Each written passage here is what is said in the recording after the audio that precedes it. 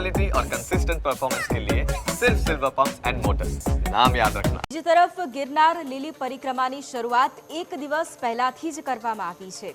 બીજી તરફ એક દિવસ પહેલા જ ગિરનાર પરિક્રમા માટે દરવાજા ખોલવામાં આવ્યા હતા। 25,000થી વધુ ભક્તો પરિક્રમા માટે ઉમટતા એક દિવસ પહેલા જ દરવાજા ખોલવામાં આવ્યા છે, જેમાં જય ગિરનારીના નાદ સાથે મોટી સંખ્યામાં ભાવિકોએ ગિરનાર પરિક્રમા માટે પ્રયાણ કર્યું હતું। બીજી તરફ તંત્રએ સઘન ચેકિંગ કરી પ્લાસ્ટિકની ચીજ વસ્તુઓ, બોટલ સહિત વસ્તુઓ લઈ જતા અનેક ભક્તોને પણ અટકાવ્યા હતા।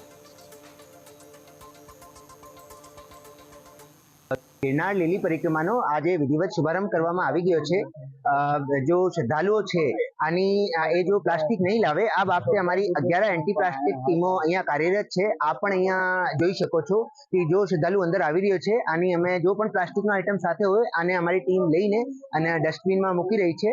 અને આને સિવાય રૂટની બધી જો રૂટની કામગીરી હતી આ બધો રૂટ રિપેર થઈ ગયો હતો અને વન વિભાગ દ્વારા ઇટવા ગેટે જો એવા બુજુર્ગ શ્રદ્ધાળુ આવતા હોય આને લકડીનો ટેકો પણ આપવામાં આવી રહ્યો છે।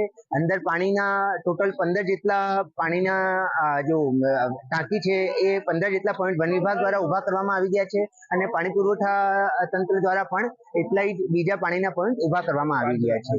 અને 80 જેટલા અન્ય ક્ષેત્રોને વન વિભાગ દ્વારા પરમિટ આપવામાં આવી ગઈ હતી અને એ અન્ય ક્ષેત્ર ચાલુ પણ થઈ ગયા છે। આ વખતે જેમ આપને ખબર હશે કે છેલ્લા વર્ષે એક માનવ વન્યજીવ ઘર્ષણનો બનાવ બન્યો હતો, તો અમારી જેટલી અંદર 20 જેટલી રાવટીઓ છે, દરેક રાવટીમાં અમે પાંજરો મૂકવામાં આવ્યો છે કે અગર કોઈ બનાવ બને તો અમારો રેસ્પોન્સ ટાઈમ મિનિમમ રહે।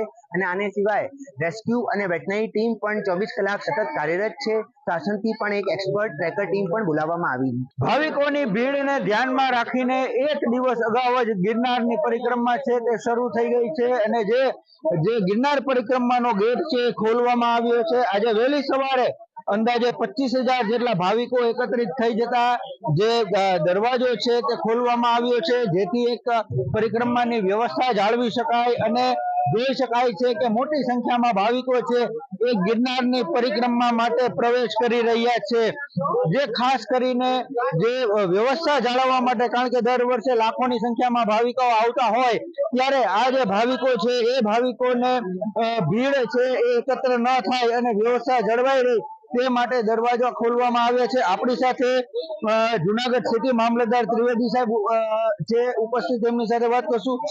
જી સાહેબ, આજે વહેલી સવારે દરવાજા ખોલવામાં આવ્યા એક દિવસ અગાઉ, શા માટે આ એક આખી એની વિગત શું છે સર?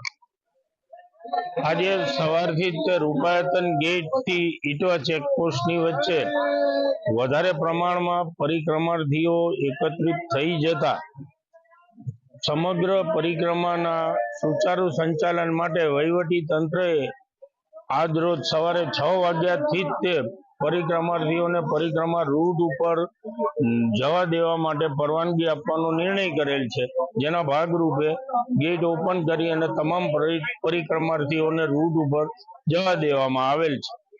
બિલકુલ છે, તો જે રીતે વ્યવસ્થાના ભાગરૂપે ભાવિકોની ભીડ છે એમને ધ્યાનમાં રાખી અને ગેટ છે ખોલવામાં આવ્યો છે। જે ખાસ કરીને ગિરનાર પર પ્લાસ્ટિક પર પ્રતિબંધ છે તેને લઈને વન વિભાગ દ્વારા જે છે તે ચેકિંગ હાથ ધરવામાં આવે છે। કોઈ પ્લાસ્ટિકની ચીજ વસ્તુઓ લઈને ના જાય તે માટેનું જે વન વિભાગ દ્વારા છે તે ચેકિંગ હાથ ધરવામાં આવી રહ્યું છે। જે જોઈ શકાય છે કે જે પ્લાસ્ટિક છે એ જતું રોકવા માટે છે જે સ્ટાફ છે એમના દ્વારા જે ચેકિંગ છે એ કરવામાં આવે છે। જે પ્લાસ્ટિકની બોટલો છે એ એકત્રિત કરવામાં આવી રહી છે અને અહીંયા કોઈ પણ પ્રકારનું જે ગિરનારમાં પ્લાસ્ટિક ન જાય તે માટે છે તે અહીંયા કાળજી લેવામાં આવી રહી છે। જોઈ શકાય છે કે જે પ્લાસ્ટિક છે એ અહીંયા એકત્રિત કરવામાં આવી રહ્યું છે અને સાથોસાથ જે કહી શકાય કે અહીંયા ખાસ કરીને જે ગિરનાર પર જે પ્રતિબંધ છે એના માટે થઈ અને જે કહી શકાય કે એક જે ગ્રીન કાપડની જે બેગ છે એ આપવામાં આવી રહી છે। જે જોઈ શકાય છે કે પ્લાસ્ટિક મુક્ત ગિરનાર એ પ્રકારની જે કાપડની જે બેગ છે એ આપવામાં આવી રહી છે કે લોકો છે એ પ્લાસ્ટિક લઈને ગિરનારમાં ન જાય એ માટે થઈ અને આ એક જે વન વિભાગની જે છે એક જે ઝુંબેશ છે તે પણ ચલાવવામાં આવી રહી છે।